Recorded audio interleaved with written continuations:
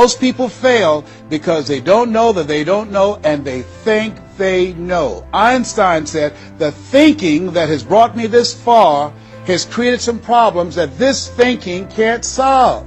See, what got you where you are right now? Your best thinking has produced the level of money that you have, your level of accomplishment, the growth of your business, or the lack of. Your best thinking has produced that. Own that. Face that.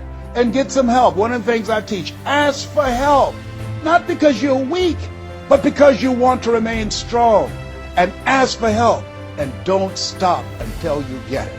And so take the time and find someone that can coach you. Find someone that will have the courage to tell you what you need to hear and not what you want to hear. And that's what I have in Mike Williams, who's been my coach for the past 38 years. And I shudder to think what would have happened to me. I used to be a disc jockey, Les Brown, the man about town, LB, Triple P. There were none before me, there will be none after me. Therefore, that makes me the one and only. Young and single, love to mingle, certified, bona fide, duly qualified to bring you satisfaction and a whole lot of action. I was bad, baby. Yes, I was. And this guy said, Les, you're more than a disc jockey. What are you talking about? Man, if you can entertain people and don't see them, if you can reach people, Les, through this microphone, and you can't see them, what can you do if you could see them? If you can entertain them, you can educate them. You can empower them. If you can be Les Brown, the man about town, and you can swim to the bottom of the deepest ocean or climb to the mountain, the top of the highest mountain, no matter where you go, they'll be talking about me, LB, Triple P. If you can come up with all of that kind of gobbly-gob garbage, what could you do if you sat down and you started thinking and doing editorials about things that's maintaining our detriment? What could you do to inspire people to register to vote? What could you do to begin to impact public policy? You've got to get a larger vision of yourself. I said, Mike, I never thought about myself in that way. See, has anybody ever seen something for you that you didn't see it for yourself?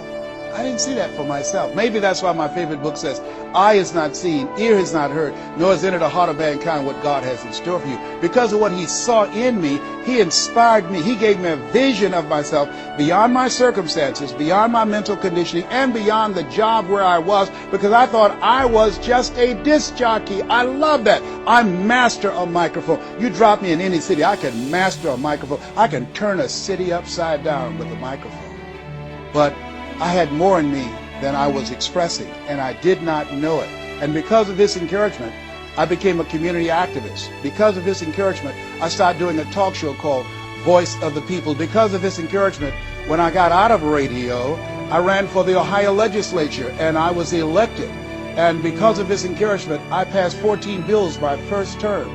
Because of his encouragement, I was elected 3 times and became the chairman of the Human Resource Committee. Because of his encouragement, I became a public speaker. Because of his encouragement, I became an author. Because of his encouragement, I did a show for King World called The Les Brown Show, and they paid me $5 million, $2 million not to speak. Because of this encouragement, I produced specials for PBS, public television. They said, you couldn't do that. You don't have a college education. It's educational television. Because of his encouragement, I did so many things I had absolutely no idea that I could do. I encourage you to live full, to die empty. There's more in you right now than just working on a job where they pay you just enough to keep you from quitting, and you work just hard enough to keep from getting fired. And when you make the decision and identify that key area of your life that you need to make a radical change, things will begin to open up for you. Now here's the other thing that's very important. Once you identify your goal, I want you to get, if possible, a visual picture of your goal. My major goal was to buy my mother a home. I got the picture of the home with a 12-foot swimming pool and a basketball court on a golf course.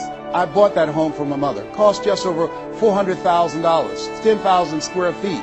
I had a picture long before I had the money and the down payment to get it. My goal was to be known nationally and internationally as a speaker. I had that goal. I had a card that I had on one side, asking you shall be given, seeking you shall find, knocking you shall be opened. On the other side I had, I'm the world's #1 orator. I produced that result in my life.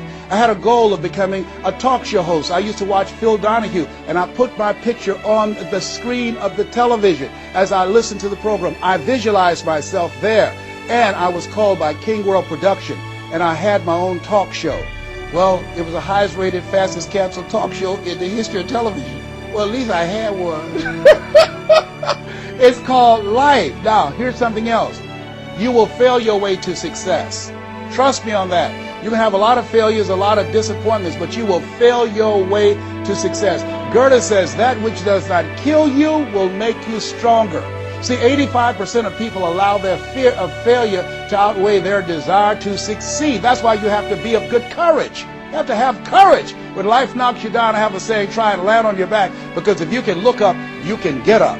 So once you look at and decide the goal that you want to put some things, put a treasure board or a goal board and have pictures of the goal that you want to achieve so you can see it every day when you get up in the morning and the last thing at night. You're programming your subconscious mind where 9 out of 10 decisions that you make comes from there.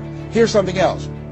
Not only do you want a physical picture that you can see every day to remind you to keep you on course, but the other thing that's very important in achieving your goals, writing your goals down in detail and having 7 action steps that you take every day.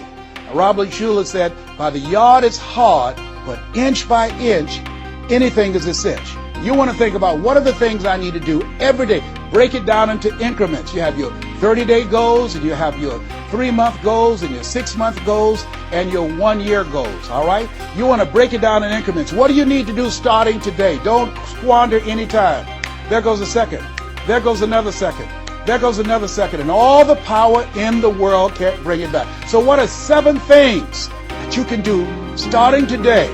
And then once you do those 7 things, then you work on all the other stuff. But what are the 7 most important steps that you can take that can move you in the direction of your goal? And when I decided to become a speaker, I started memorizing quotes every day. That was one of the goals I had, to memorize quotes. I have probably over 400 to 500 quotes and statistics in my head in all kind of areas. I've spoken at the National Convention for the real estate conventions, RE/MAX. I've spoken for doctors and lawyers. I trained over 5,000 doctors last year, teaching doctors how to communicate with their patients to increase their taking of their hypertension medication, to increase their compliance from 30%. I paid $640,000 in 1 month, Monday through Thursday, 30 minutes a day. A lot of people work a whole year and don't do that. I don't tell you that to impress you, but to impress upon you. You've got greatness in you.